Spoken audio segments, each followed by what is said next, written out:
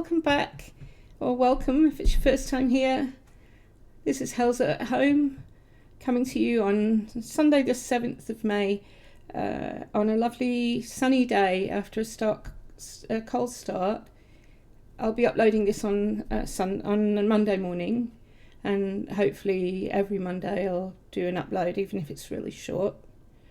I watched the coronation yesterday. I don't know if anybody else did that's watching. I'm not a massive royalist, but A, this isn't a political channel, and B, I'm really interested in the history, and I do like a bit of tradition, and I love a military band and a parade. I don't know why, but I always have. So I found that the ceremony was a bit boring. I thought it went on a bit long. But what I really did love was to see how many women were involved in the ceremony. I think that shows that things have changed quite a lot over the years. I doubt that there were any women officiating at Queen Elizabeth's coronation 70 years ago. And there were multiple women, no archbishops, but several bishops, and also people from all different ethnic and religious backgrounds, which I thought was excellent.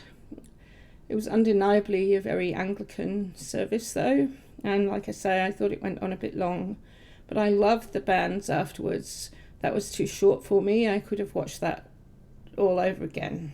And the fly past was cancelled, apart from the red arrows and some helicopters, which was really disappointing because I think that was going to be quite impressive.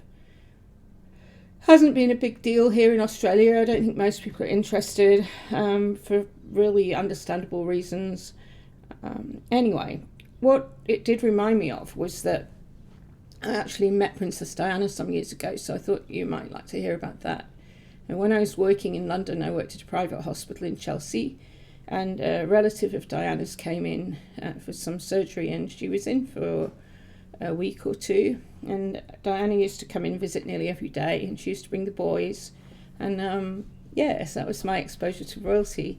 So they would send in security first, and they would clear the corridor, and then she would come in, and the boys would race off down the corridor ahead to get to the room of this lady that they were visiting. Oh, excuse me, we have an interruption. Oh. So I got told off last time for not introducing Mr. Muffin. This is Muffin. Muffin, I think, can take the title of the stupidest cat in the world. He's clumsy, he falls off things, and he never has any idea what's going on. Do you, Muffin? Anyway, he wants to be in my arms a lot at the moment, not because he loves me, but because I'm warm. So he just wants the heat. So anyway, Diana, back to Princess Di. So she would come in, and she used to just walk down as if she was shy. I think she was quite shy. She used to keep her eyes down, and she used to wear this lovely electric blue mascara and eyeliner, which I thought was gorgeous. And I went out and bought myself some. I think we're talking about 1986.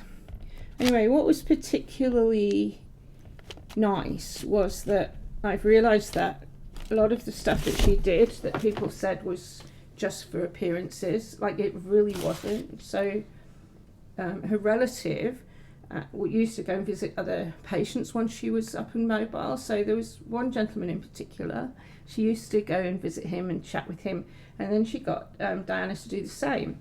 So she would go in when she visited and visit this man and his wife.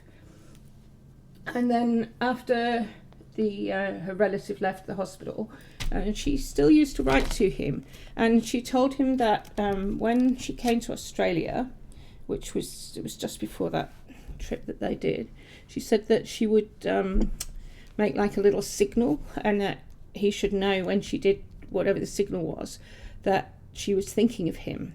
And I'm sure she told a lot of people that, so the same signal would stand for all of them. But she did do it, and he and his wife were so excited and so moved that she was thinking of them while she was away in Australia. And then when he passed away, she wrote a lovely letter, officially from her and Charles, but I'm sure Charles didn't think of it. So she really was very genuine and very kind. Whatever else she was very kind and really lovely. and she was very beautiful. Well, that's about it. That's all I wanted to tell you, really. I'll show you today's mug. This is my Barely Awake mug, which came from Coles. Very exciting. Coles is just a supermarket for those of you who aren't watching from Australia. And Barely Awake because that's me most of the time, and also because Mama Bear is a nickname in certain circles for me. So I wish you all a great week. If life's going well at the moment, I hope it continues to go that way. If it's not going well, I really hope it improves. And remember that you're valuable and that you're valued. And come back and have another chat next week.